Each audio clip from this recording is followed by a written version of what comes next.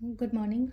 Ngasigi Nomaijing numit ko. Nomaijing numit ki karthi mesa apida yeng minarase. Ado Nomaijing numit ko ahambada khoigi kaino ko number se 156 leire aduga color dana pink color gumba kai gumba dumaina sinabi ko hadi color pink color leire aduga number dana 156 ko aduga akoina chak thungbada kai da kaino masum hapa chini angang base ko maming ko ina kitang dumaina happy be ko ado hambada khoigi cards ki message yengase ko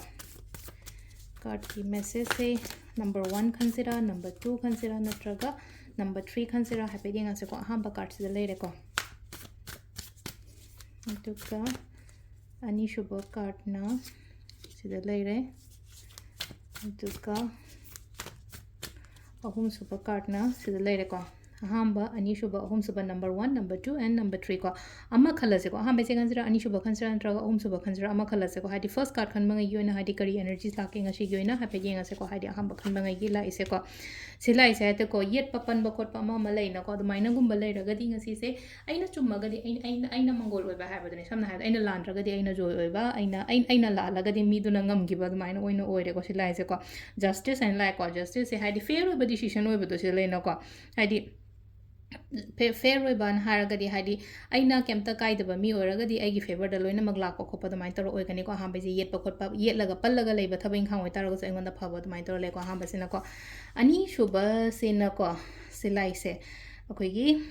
eight of pentacles and like eight of pentacles से अना होनरीबा अना तौरीबा खोलीबा ma'am से को सिगी result reward लोइना फजना फंगनी को अदुदुना होनबियो तौबियो हजे से हाइतारे को अना सुबा नोमबा ngasi गने नोमजरीबा तौजरीबा सु मैम से ngoda अदुगी रिजल्ट से लोइना मग हाइतारे को फ्रूटफुल ओइबा रिजल्ट्स तो माइन कुम लाइक को अदुगा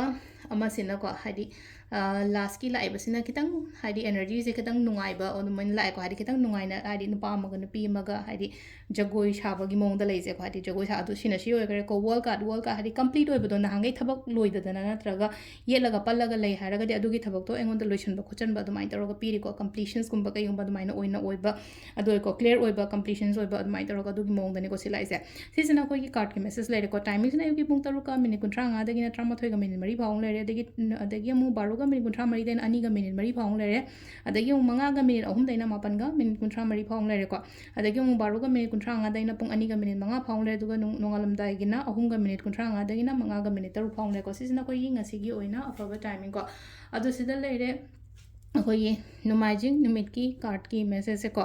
अदो नोमाइजिंग नुमित से हादी एग्जाम गुंबा कई गुंबा लेरगदि को एग्जाम हादी नोमाइजिंग एग्जाम कनान एग्जाम तौनगे काइना हको से को नोमाइजिंग नुमित से मेंस एग्जाम गुंबा कई गुंबा लेरगदि नोमाइजिंग गुंबा से ओइना बने को अदो एग्जाम गुंबा लेबो खोटपा ओइरगना हादी येलो गुंबा सेलो को हादी पिंक ओइरगसु येलो सेलो को हादी हको येलो से ना हादी कोई येलो कलर से इंडिकेटर से सक्सेस ने बदुना येलो कलर गुंबा कई गुंबा माइ शेट पी बे को दो से लेरे कोई ngasi गोइना डेली कार्ड मैसेज में थैंक यू